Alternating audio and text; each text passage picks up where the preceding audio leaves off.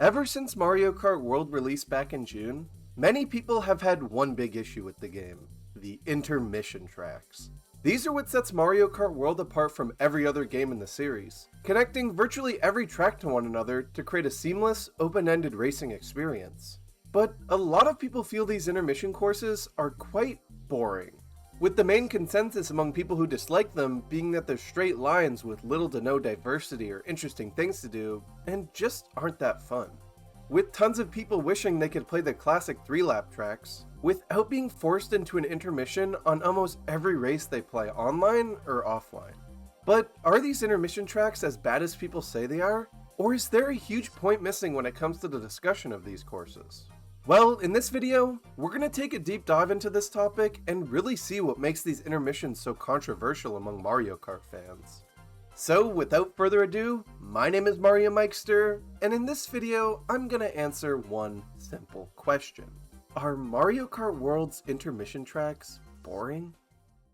To fully understand why these intermission courses are even in the game in the first place, we gotta talk a little bit about the development of Mario Kart World. Starting right after work was completed on 8 Deluxe, Nintendo began prototyping for World with a huge goal they had being to innovate on the formula and create a Mario Kart game like never before. To do this, series producer Kosuke Yabuk decided that an open world would be the best way to completely flip the gameplay on its head, as he felt the traditional formula had been perfected with 8 Deluxe. This is why the game was never meant to be called Mario Kart 9, as they felt the title of World fit this theme way more. But in order to make this open world truly connected, they realized they were going to have to make hundreds of paths that joined all the adjacent tracks together. And so the intermissions were born. And with over 200 in the final game, Mario Kart World technically breaks the record for most courses in a Mario Kart game by a huge margin. Something a lot of people don't know though is how much effort went into making each and every intermission something unique. It's easy to look at some of these less interesting tracks, like ones that go over this bridge or are just a straight line in water with some trickable ramps to jump off of, and lump them all in together and say that all intermissions are like this, but that does such a disservice to how much effort was put into making a lot of these really fun. When you're connecting an entire world together with 202 different routes, not everything is going to be a banger. But it's amazing at how many they were able to make interesting, and I definitely feel like a ton of the development time went into making a lot of these really fun deviations from the main tracks. I mean, Mario Kart World was originally supposed to be a Switch 1 game, until they realized just how crazy they wanted to get with this, and pushing the Switch 1's dated hardware with this giant world with interconnected paths everywhere just wasn't gonna do it. Speaking of pushing though, I wouldn't be a YouTuber if I didn't ask you to push that subscribe button. I mean, it's your choice though, but if you don't be surprised if B Wario appears in your room tonight. Just a warning. But enough about the development of this game. Let's talk about the actual intermissions themselves. As I mentioned before, the huge wave of hate these courses get is because they're just straight lines. But this argument has always confused me because that's almost never the case. So many of these intermissions are full of tons of twists and turns, and yes, while the main goal is usually just to head straight towards the next track, it's never that simple. I mean, just look at Choco Mountain to Toad's Factory. In the loading screen, it looks like this could just literally be a straight line from Choco Mountain to Toad's Factory. But the actual intermission itself has a bunch of curves, turns, and verticality that make it super interesting to drive along.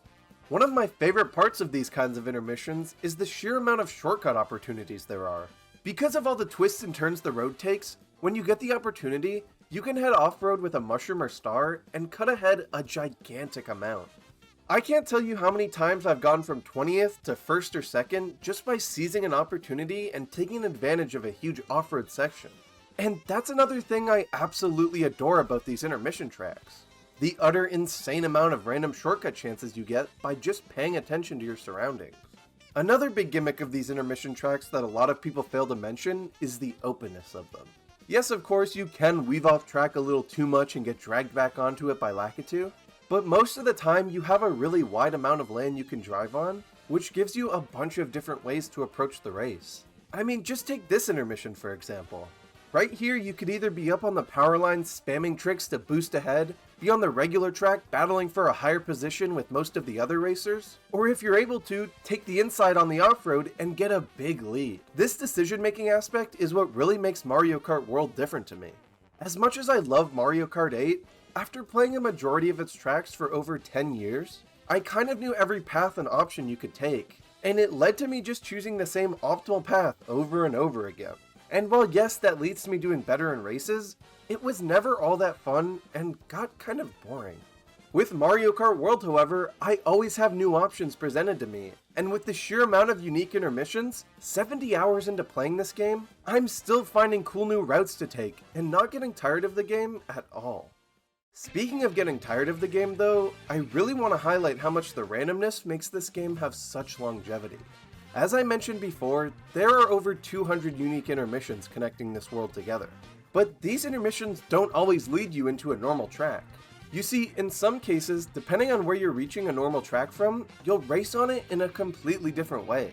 This leads to some reverse versions of courses, or even entirely new routes like with Shy Guy Bazaar, where you race through the castle. This is such an awesome little addition, and leads to literally hundreds of different ways to experience this game. I still have not seen every route yet, and stumbling upon a new one is always a super fun surprise. Another way the aspect of randomness is used is with the time of day and music. You see, instead of a static music track and time of day set for each intermission, it's always changing, with tons of different times of day to experience these courses and hundreds of possible music tracks. You'll rarely ever experience an intermission and course in the same way twice. I really love this because it leads to absolutely astounding mashups at times. Like for example, even though Moonview Highway isn't in Mario Kart World, when you're driving on a highway intermission at night and the Moonview Highway remix plays, it captures that exact same essence but in a completely new light. You're experiencing everything that made Moonview Highway such an incredible track without actually reusing it. And this idea can be spun in so many different ways, like hearing the Calamari Desert remix while you're driving through the desert during the day, or hearing the Mario Circuit theme while you're racing through the Mushroom Kingdom. As a Mario fan, I've fallen in love with so many of the different ways Mario Kart World recreates these feelings.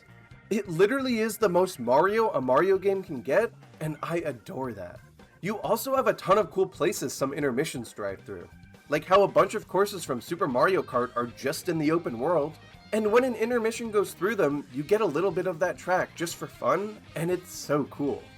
And this also happens with battle mode maps. It's so cool to literally drive through Big Donut from Mario Kart 64.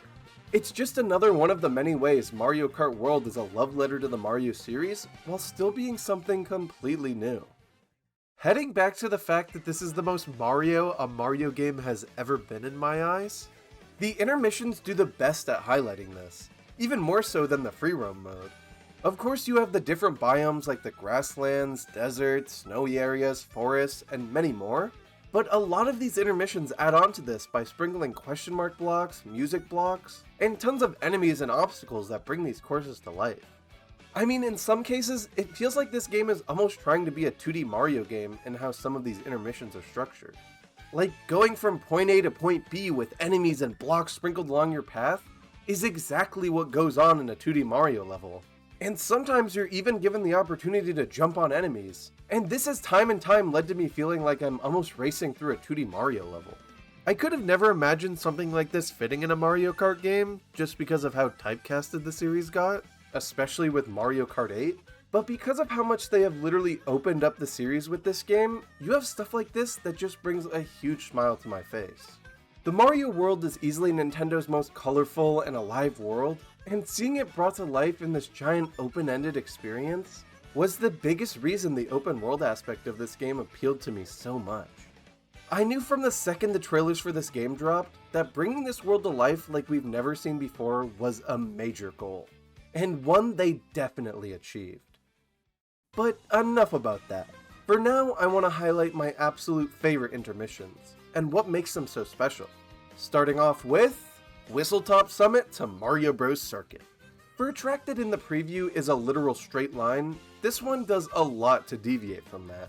For starters, right off the bat, you have a super fun shortcut you can take with a mushroom that not only cuts off a decent amount of track, but also is a really cool show of the verticality this intermission offers. The rest of this course has some alternate paths you can take, like the power lines, lots of sharp turns to keep you engaged in drifting, and cool enemies like bullies and growls spread about.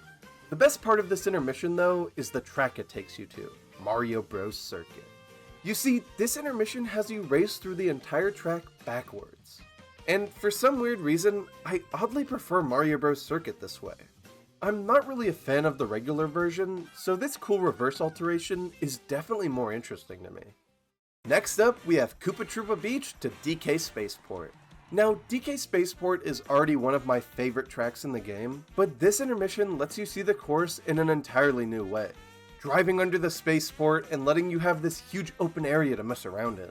This lead-in feels a lot more natural than the intended Whistletop Summit to DK Spaceport intermission from the Mushroom Cup, as you actually use way more of the spaceport's, well, space, to make an intermission out of it. Now, before you all rush to the comments and complain about the straight line water section at the beginning, yes, I know it's kind of lame, but once you learn to just spam charge jump and look for the optimal speed path, it's kind of fun to see how much of a rhythm you can get going and see how fast you can go. Getting into one I think everyone loves though is Shy Guy Bazaar to Airship Fortress.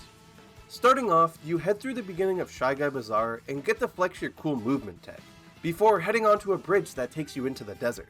Here you have a big shortcut opportunity that then leads you into the giant quicksand pit.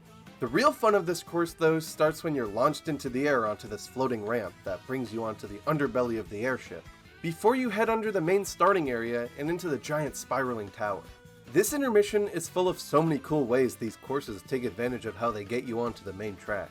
I mean, exploring an entirely new part of Airship Fortress we've never been able to drive on before, then going up from the giant spiraling tower you usually are going down, is an amazing way this course breathes life into one of Mario Kart DS's most iconic tracks.